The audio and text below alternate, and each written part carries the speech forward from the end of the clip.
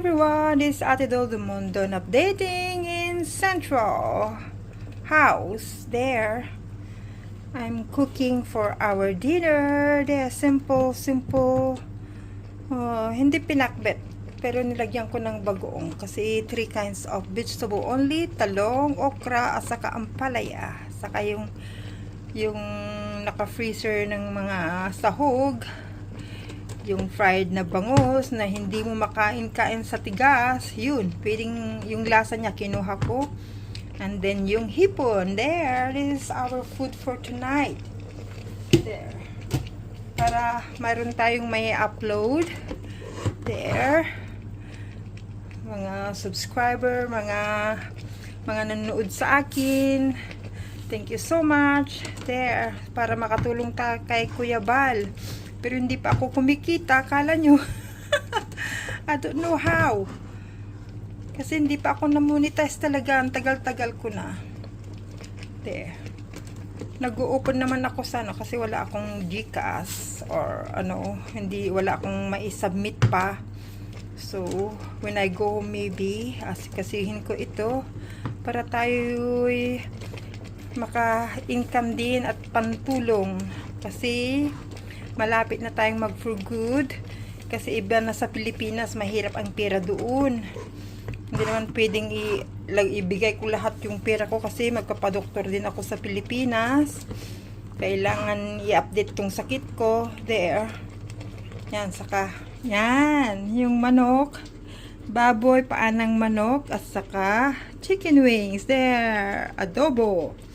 Miss Siling loves this. Something sour. There. Yan, dami oh. Dami yung paa na binili ko. There. Pag may masubra, we can eat with noodle, cup noodle. See? Ewan ko kung dalawa yung bisita ko mamaya. Mga suki na nakiki-dinner sa amin every Sunday night, afternoon. Wala pang dumating. So, makakaluto na ako.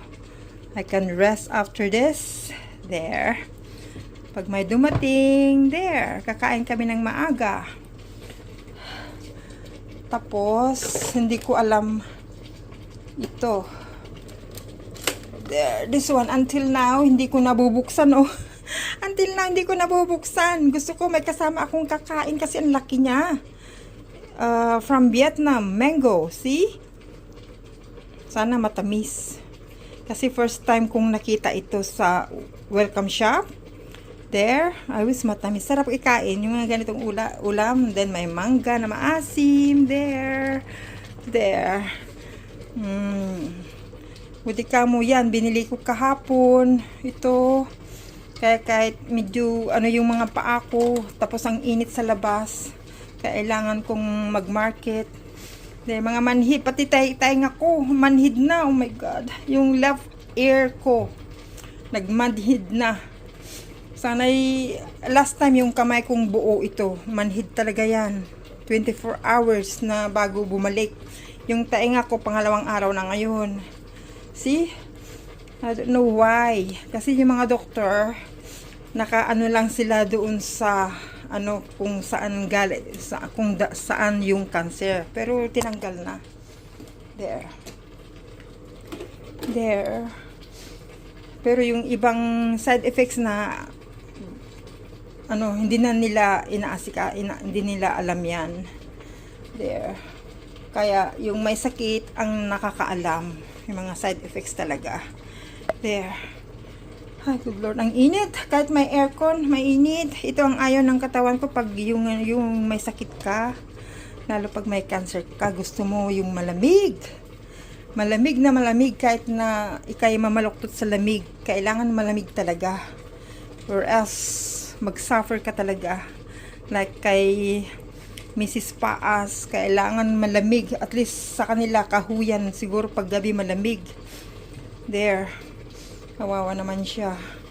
Ako nga, 8 years akong nasa paggamutan, plus 2 years. Update. See? All in all is 10 years. Pero yung 2 years naman, update lang yun. Kasi binabantayan yung isa pa na breast ko. Kaya hirap talaga ng may sakit. Akala mo pag na-treatment ka na okay ka na, pero hindi. Kasi yung pakiramdam hanggang buhay ka.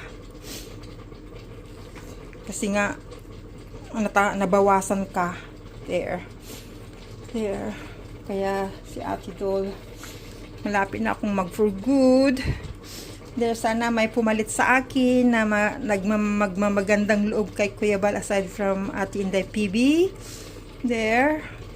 Walang question pag tumulong ka kay Kuya Bal. Kaya kung gusto mong tumulong talaga. Ako, ilang taon na rin akong tumulong. There, saka yung mga palipad-palipad natin. There. Kahit wala akong ipon, basta mapadalhan ko sa bahay yung SS ko. I-continue hanggang nandito ako. Pero pag nasa Pilipinas na, automatic yan na magtigil ng magbayad. Kaya tatanggap na lang every month. There, at least mayroon yun. Sisildo pa rin ako. Kahit na hindi masyadong malaki, at least buwan-buwan mayroon tayo, di ba? So, asikasuhin nyo yung mga SS nyo, yun lang ang pag-asa nyo talaga. Kasi nagtagal dito ako sa Hong Kong, kaya yun, naabot ko ng 60 plus, kaya 60, naayos ko na yung mga ano ko dun sa SS, saka sa PNB, pero hindi ko alam kung napasukan na. Kasi hindi ako nakapag-update nung last na umuwi ako. So, yun ang importanteng gawin niya, mga Hong Kong people, mga taga Pilipinas. Huwag nyong unahin ang shopping, ang importante. Yung PhilHealth, SSS, saka konting savings, kaya pag uwi nyo, hindi kayo kawawa. Ako, actually, yung sweldo ko, ang tagal kong hindi makahawak ng sweldo talaga na ipon, kasi puros in and out. Kaya wala akong naiipon yan. Kung mayroon man, syempre pinaparepair natin yung bahay natin, kung anong dapat ayusin. There. Ngayon, siguro pag uwi ko, konti na lang ang papaayos ko siguro. Kaya kailangan kong maglagay ng aircon sa kwarto ko. Kasi ang init-init pag may bubida yung bahay mo. Mainit. Yung sa akin, okay na yung electric fan, yung sa wall.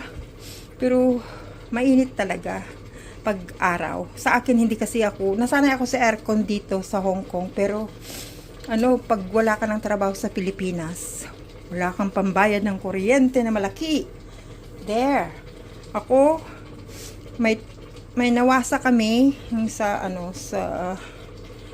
nakakonect, pero may balloon kami.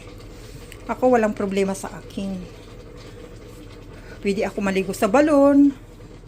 Tapos kunting lang sa nawasa na panligo na malinis, yun na sa akin. Kaya kailangan yung kasi hindi tayo lagi sa abroad. Kasi ako buti kamo kasama ko si Miss Ling, kaya kinakaya ko. Wala kaming problema, walang nakikialam. So, kaya, by August, ililipat ko doon sa Peak Home kasi ipapagawa tong bahay niya, ipapaayos. Kasi mayroong papalit sa akin. May mga konting ayusin lang dito. Saka yung higaan ng kapalit ko. Kasi sa akin, kahit sa sahig lang, okay na ako. Pero hindi nga yung problema ko, hindi ako nakakatulog. Kasi gusto ko pag matulog ako walang ilaw, madilim. Si Miss Ling kailangan niya ng ilaw. Yung pagod na ako, ayun, nakakaidlip ako. Kaya in the morning, hindi ko nasasabay yung mga ambassadors, gobernador ng Team Kalingap. Kasi nakakaidlip ako talaga. Saka mabigat ang mga mata ko. Kahit na gusto kong magbukas, yung mga mata ko mabigat. Dahil nga, biro mo, gabi-gabi wala tayong tulog. Kaya pasensya. Pati si Kuya Bal din, hindi ko na ngayon. Noon, lagi ako nandyan. Pero dahil pagod na pagod ang katawan natin, kailangan din mag-rest. There. Shout out, Kuya Bal Santos Matubang. Happy Father's Day and Kalingap Rob. Sa lahat ng mga father na mga nandyan. Binabati ko kayo ng Happy Father's Day! Yeah, be a good father also, you know. Sa lahat, Ate Edna, shout out. Sa lahat ng mga Team Kalinga partner, shout out. Mga subscribers, mga solid supporter ng Team Kalinga, shout out sa lahat. Bye for now. Yeah, pinapapawisan yung aking mukha talaga. Kaya hindi ko makuha. Itong ulam na lang. There, ang sarap ng ulam namin. Yes! Bye for now. Ingat kayo lahat. Hello everyone. This is Ate Dol Dumundon. Updating. Nandito ako sa after Philippine Consulate to get my OWA ID. Then punta kami dito sa grocery shop. So, tignan nyo yung, yung mangga. Ibang klaseng mangga ulit. Ibang klaseng mangga. Oh, from Vietnam. $16. See, look. Bibili ako. Ito naman, panibagong ibang klase din. Jade mango from China. There. I try this one. There. Daming mabili, daming prutas. Bili ako ng Coca-Cola. Yeah, maraming mabili. Uy, wala akong bag. There, shout out. Kuya Bal Santos Matubang, Ate Etin Vlogs, Kalinga Prab, sa lahat ng mga Team Kalinga partner, shout out. Daming mabili. There.